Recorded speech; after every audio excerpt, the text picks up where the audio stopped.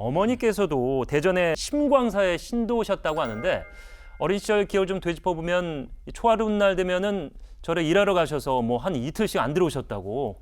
예. 네. 뭐 제 그 당시 기억에는 그 어머니께서 불교에서는 이제 매월 음력 초하루 날 이제 기도가 시작이 돼서 3일간 기도가 이제 이어지는데요. 예.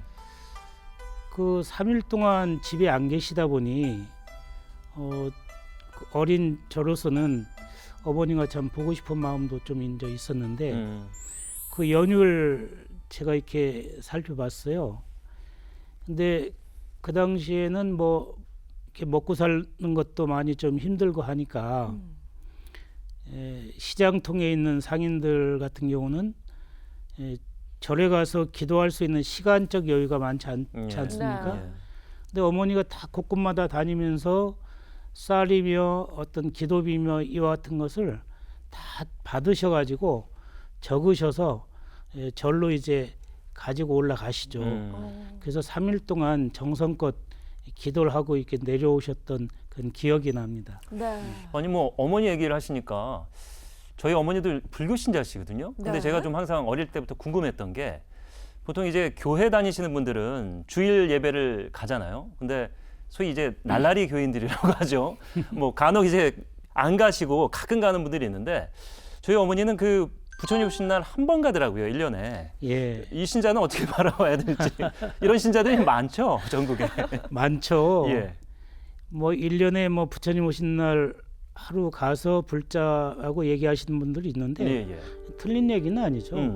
마음속에는 항상 이제 불자적인 삶을 살고 계시니까 예. 그러나 바쁜 생활 속에서 그래도 부처님 오신 날만큼은 함께 참여해서 정성껏 가족과 또 이웃을 위한 그 소원의 등을 다는 그 마음조차가 다 불자임을 저희는 뭐 얘기를 하고 있습니다. 그렇죠. 네. 뭐 저도 정정하도록 하겠습니다. 이틀 가시네요. 왜냐하면 그 부처님 전에 등달러 먼저 가시고 네. 당일날 가시니까 이틀 가시는 걸로 정정하도록 하겠습니다. 조만간 가셔야겠네요. 네. 아니 근데 어머니께서 신도셨으면 어렸을 때부터 절이 굉장히 익숙하셨을 것 같은데요. 처음 예. 절에 갔던 게 언제였는지 혹시 기억이 나시나요?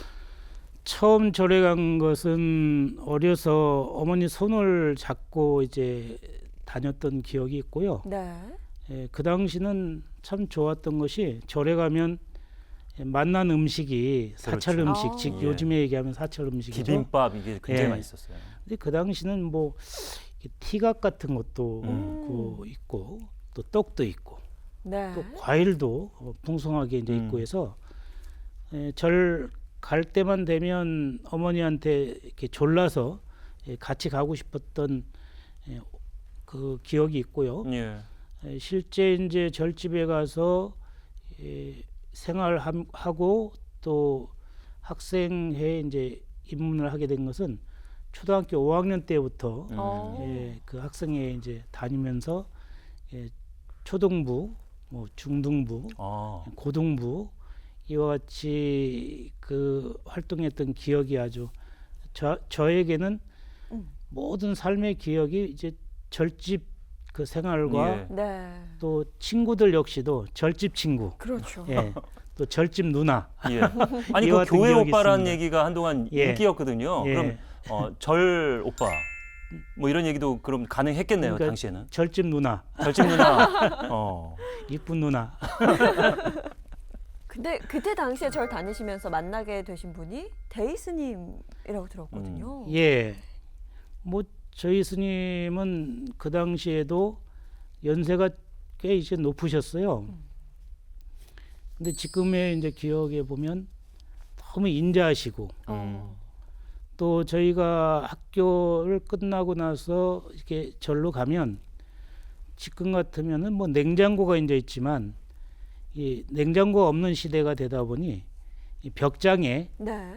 떡과 과일 같은 것을 이렇게 그 벽장에 놔두시다가 예. 저희가 오면 방도 청소하고 또 안마도 이렇게 해드리고 하면 벽장을 살긋이 여시면서 과일도 주시고 했던 네. 그런 기억이 이제 있는데 저도 나중에 크면 저런 인자한 모습을 좀 닮아봐야 되겠다. 음. 그때부터 생각이 좀 있었죠. 음.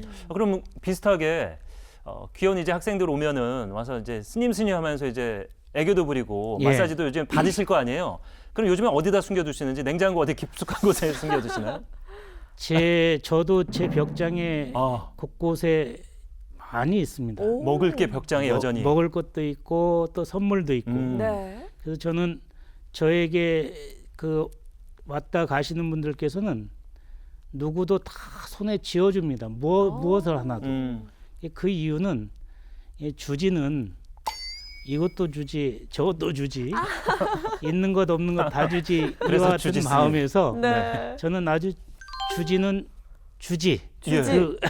그래서 왔다 다녀가시는 분은 손에 무언가 다 주는 아. 그런 삶을 살고 있습니다. 그러면 저 한번 제 어머님 모시고 봉선사 가면 저한테는 뭘 주지 그때는 싶은데요. 뭐 선별적으로 네. 그분에게 그 인연 되는 그 선물도 이제 있겠죠. 이야, 오.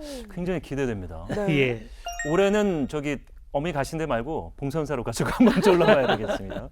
그러니까 어린 시절 기억이 절에서 대부분 이루어졌다고 하셨잖아요. 그만큼 정말 그 절 안에서 종교적인 일들을 많이 해오셨는데 저는 궁금한 게 그 출가에 대한 생각은 언제 딱 드셨던 건가요? 출가에 대한 생각은 이제 중학교 때 어. 그 문득 어머니의 어떤 애틋한 그런 자식에 대한 사랑이 이제 어디서 나왔는가. 근데 우리 대인호 스님께서 사람이 살면서 가장 소중하게 여기는 것이 부모의 은혜에 대해서 많은 말씀하셨어요. 부모를 모르고 사는 자는 어리석은 자고 부모의 은혜를 알고 사는 자는 가장 지혜가 있는 자다 이렇게 말씀을 하셔서 예. 그래서 그 당시에 이제 그 부모 은중경을 이렇게 이제 읽다 보니 네.